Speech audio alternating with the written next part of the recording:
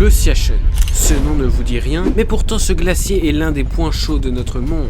À plus de 4000 mètres, au-dessus des nuages, deux puissances nucléaires se font face. Ils évoluent dans l'un des lieux les plus hostiles du globe, au pied de sommets dépassant les 8000 mètres d'altitude. Laissez-moi vous raconter la fascinante et tragique histoire du plus haut champ de bataille.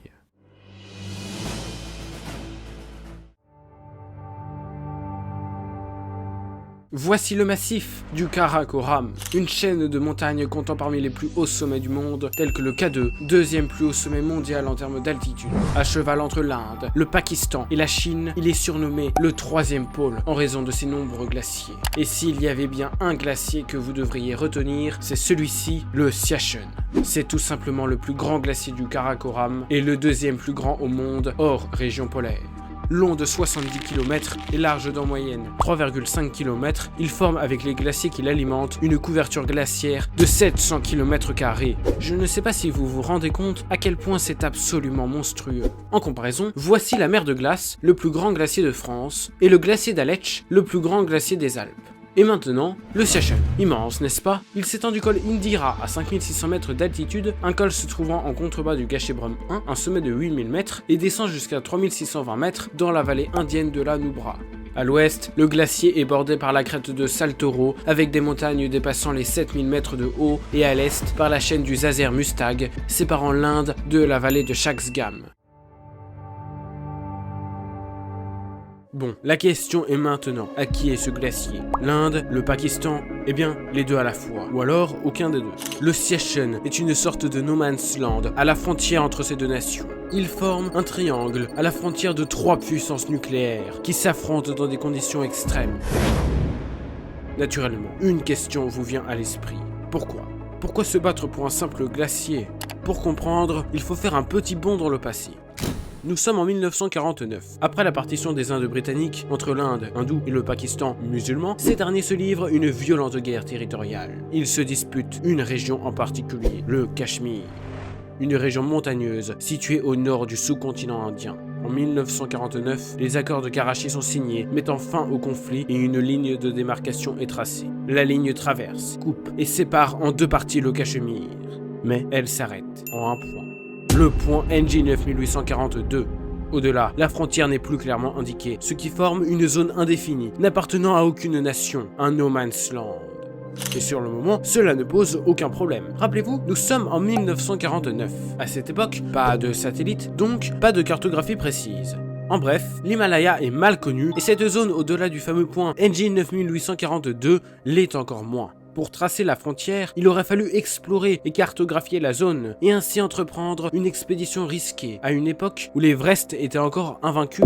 Et en 1949, croyez bien qu'entreprendre cette expédition est la dernière des priorités. Les années passent et nous voilà en 1984, année décisive pour l'histoire du glacier. Entre-temps, l'Inde et le Pakistan se sont de nouveau affrontés sans conséquence sur la frontière. Et un nouvel acteur est arrivé au Siachen, la Chine. Elle récupéra la vallée de Shaksgam, une vallée revendiquée par l'Inde, ce qui cause les premières tensions au Siachen. Mais revenons en cette fameuse année 1984. Cette année-là, le Pakistan se prépare à positionner ses troupes sur le glacier. Alerté par la nouvelle, l'armée indienne lance l'opération Meghdoot, littéralement les messagers du froid. Des milliers de soldats indiens prennent position sur les hauteurs de la crête de Saltoro, parfois à plus de 6000 mètres d'altitude. Le Pakistan envoie son armée et le 25 avril, au cœur des plus hautes montagnes du monde, des hommes en tenue blanche s'affrontent. Ces pentes immaculées du Karakoram sont tachées de sang pour la première fois. Le Pakistan échoue à déloger l'armée indienne, mais n'abandonne pas pour autant. Il installe ses troupes en contrebas des bases indiennes et mène plusieurs assauts contre l'Inde, qui n'aboutissent à rien. Et en effet, il est très compliqué pour l'armée pakistanaise de déloger les Indiens. Les Pakistanais doivent faire face à un important dénivelé, un terrain dangereux et imprévisible, et ne peuvent pas compter sur un soutien aérien à une telle altitude. Au final, le Pakistan signera en 2003 un cessez-le-feu, et depuis, rien. Nous voilà en 2024 et la situation n'a guère évolué. À peu près 6000 soldats se font face, répartis sur 150 campements à plus de 4000 mètres sur la crête de Saltoro. On pourrait se dire que c'est absurde de rester sur place après le cessez-le-feu, et en réalité, eh bien ça l'est. Le Siachen est inhabité, il ne contient pas de ressources rares, alors il est certes une des principales sources du fleuve Indus, le principal fleuve pakistanais, mais là encore, cela ne justifie en rien une présence armée. Si vous désirez contrôler la source de l'Indus, alors autant contrôler l'entièreté des rivières Ladakhi. Quant au glacier lui-même, il est inexploitable, on ne peut y construire de barrage. Non, le conflit du Siachen est inutile. Un conflit inutile qui a tout de même coûté la vie à près de 4000 hommes. 4000 hommes qui, pour la plupart, ne sont pas morts des combats, mais de la montagne elle-même. Petit rappel, nous sommes entre 4000 et 6000 mètres de haut. À cette altitude, les températures peuvent descendre jusqu'à moins 60 degrés et les vents dépasser les 200 km/h. Pire, il tombe près de 10 mètres de neige par an. Je vous laisse une image de comparaison entre un humain et 10 mètres de neige et je pense que vous commencez à comprendre le problème. Non seulement cela oblige à régulièrement déneiger, mais en plus, cette neige peut se transformer en ce que les montagnards appellent la mort blanche, soit des avalanches meurtrières. Chaque année, ces avalanches emportent des hommes. La pire tua d'un coup 140 militaires pakistanais. Mais tous ces problèmes ne sont pas grand-chose comparé au suivant, celui de l'altitude. Au-delà de 5000 mètres, un homme des plaines ne peut y vivre sur le long terme. Seuls les peuples montagnards le peuvent, et encore, les habitants de la Rinconada, une ville à plus de 5000 mètres en Bolivie, souffrent tous de maladies chroniques. Résultat, des œdèmes cérébraux et pulmonaires, dus au manque d'oxygène, se déclarent et tuent de façon bien plus virulente que les balles ennemies. Froid, avalanche, œdème. La montagne semble ne pas tolérer la présence militaire et garde sur ses flancs de pauvres malheureux faisant du Siachen un véritable tombeau. Et cela pourrait se comprendre car le conflit du Siachen est extrêmement nocif pour l'environnement à cause d'un problème de logistique. Sur le Siachen, il est trop compliqué, voire trop cher, d'évacuer les déchets qui sont donc déversés directement dans le glacier. Chaque semaine, les transports et le chauffage réchauffent le glacier, tandis que des centaines de kilos de déchets finissent au fond des glaces. Résultat, le Siachen fond. Logique, me direz-vous. Après tout, le réchauffement climatique fait fondre les glaciers partout à travers... Non. Le Karakoram fait figure d'exception. C'est un des seuls lieux sur Terre qui refroidit. Cela mériterait d'ailleurs une vidéo entière. Abonnez-vous pour ne pas la rater. Conséquence de ce refroidissement, les glaciers du Karakoram avancent, sauf un, vous l'avez deviné, le Siachen.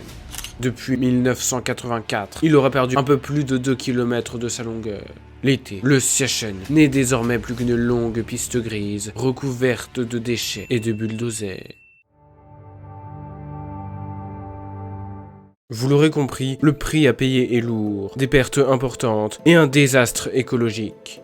Alors, pourquoi s'entêter dans cette guerre de position qui n'aboutit à rien? La raison est simple et pourrait se résumer en un seul mot de 3 petites lettres. L'ego. Le Siachen n'est pas un simple glacier, c'est un symbole politique.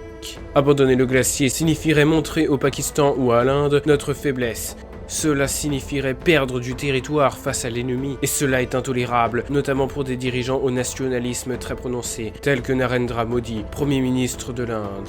Le Siachen est devenu une cause patriotique, défendue héroïquement par des soldats indiens, pour la gloire de l'Inde. Le Siachen n'est aujourd'hui plus qu'un conflit d'ego. Il suffirait qu'un seul de ces deux camps ait l'humilité de laisser ce bout de glace à l'autre, et des centaines de morts pourraient être évitées. Un parc national, une réserve naturelle pourrait être créée, mais l'orgueil l'empêche. En somme, cette guerre d'ego pourrait se résumer par la phrase d'un certain Stephen Cohen, spécialiste de la région. Deux chauves qui se battent pour un peigne.